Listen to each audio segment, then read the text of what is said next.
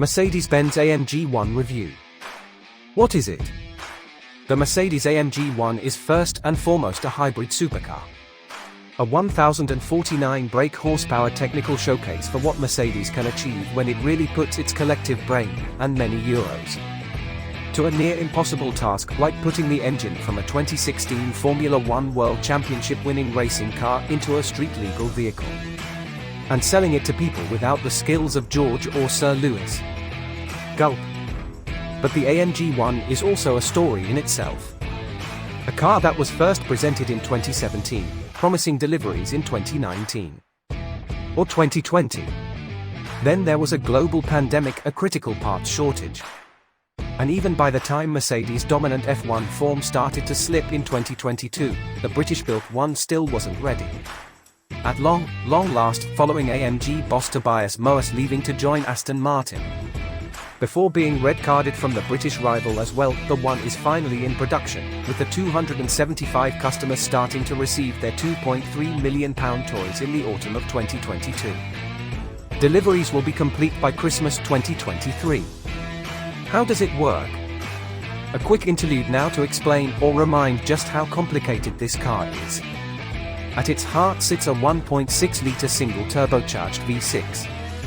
The turbo is effectively split between the intake and exhaust, and this allows a 120 brake horsepower electric motor to sit amid it, spooling up the boost long before exhaust pressure would have it ready. This is what F1 commentators call them gouache, and it effectively reduces turbo lag. On the back of the internal combustion engine, which produces 566 brake horsepower, a staggering 353 brake horsepower per litre, is a bigger 161 horsepower electric motor, coupe, to F1 commentators. And they both drive the rear axle.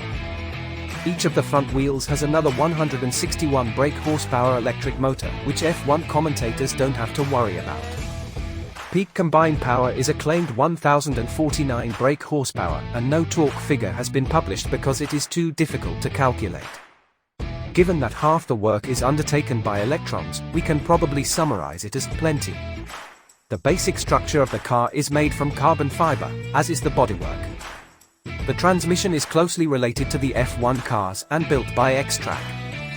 The suspension is a complicated pushrod setup, and the car has substantial heaters to pre-warm the cats before startup. And that presumably makes it a trifle fast. Mercedes' claims of 0 to 62 miles per hour in 2.9 seconds, 0 to 124 miles per hour in 7.0 seconds, and a 219 miles per hour maximum still seem pretty seismic, but they make it no faster than a McLaren 765 LT. Having said that, the McLaren feels uncomfortably fast at times, and we're not sure how much faster a car needs to be, nor at which point we need to judge everything by how fast it is. After all, most £2 million plus cars will get annihilated by a £35,000 motorcycle. But given the One weighs a bloated 1,695 kilograms, it's within the clutches of a lot of less expensive cars, not least Ferrari's ballistic SF90 Stradale.